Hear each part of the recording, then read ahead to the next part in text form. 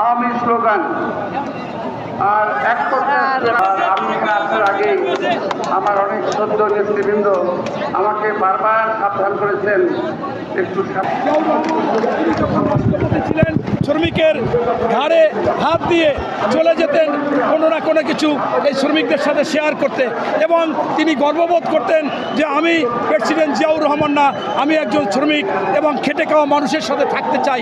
তিনিই কিন্তু বাংলাদেশে এই শ্রম বাজার এনেছিলেন, জনশক্তি রপ্তানি করেছিলেন, তিনি এই গার্মেন্টস ফ্যাক্টরি করেছিলেন এবং বিভিন্ন খামার করেছিলেন।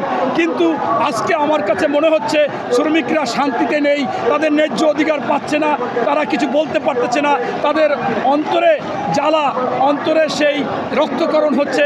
কারণ আমরা দেখতেছি যে সমস্ত শ্রমিকরা যে ফ্যাক্টরি করে, কোম্পানিতে আছে, সেই সমস্ত কোম্পানিরা একমাত্র তাদের লক্ষ্য উদ্দেশ্য শ্রমিকদেরকে কিভাবে ঠকিয়ে কম টাকা দিয়ে, কম মজুরি দিয়ে, বেশি সময় খাটিয়ে তারা তাদের ওখান থেকে একটা ফ্যাক্টরি থাকলে একটা ফ্যাক্টরি করবে, একটা কোম্পানি থেকে একটা কোম্পানি করবে।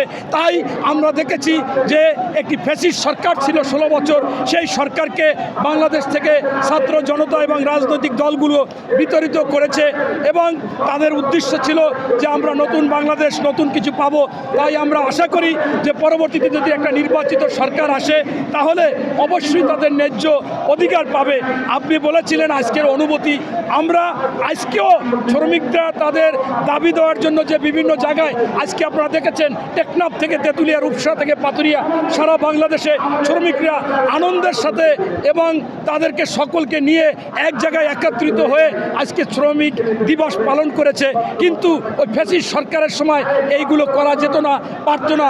তাই কমপক্ষে হলো এই ফ্যাসিস্ট পালিয়ে যাওয়ার কারণে এই শ্রমিকদের আজকে ঐক্যবদ্ধভাবে এক জায়গায় বসে তাদের মনের কথা বলতে পারতেছে, বাক স্বাধীনতা, তাদের দাবি দাওয়া পূরণের জন্য আবেদন করতে পারতেছে। এটাই হচ্ছে প্রাথমিক জয়। এবং পরবর্তীতে যদি নির্বাচিত সরকার আসে, সেই সরকার আসলে আমি আশা রাখি তাদের জীবনমানের উন্নয়ন হবে। এবং শেষ কথা আপনার মাধ্যমে বলতে চাচ্ছি যে এই মালিক, তুমি তখনই মালিক যখন শ্রমিক থাকে, সেই শ্রমিকের মাধ্যমে তুমি অখাত টাকার সম্পদ অর্জন করতেছ, তাদেরকে দিচ্ছ না, এইটা ঠিক না।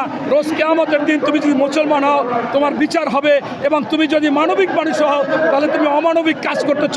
তাই তাদেরকে মনে করো যে তারা ভাই ভাই, তাদেরকে সম্মান দাও এবং তাদের কাজ করার সাথে সাথে তাদের মজুরি দাও। আমরা শুনেছি যে শ্রমিকের ঘাম শুকাবার আগে তার মজুরি দিতে হবে, সেইটাই যেন একজন মালিকের হয়, এর কোনো বিকল্প নাই।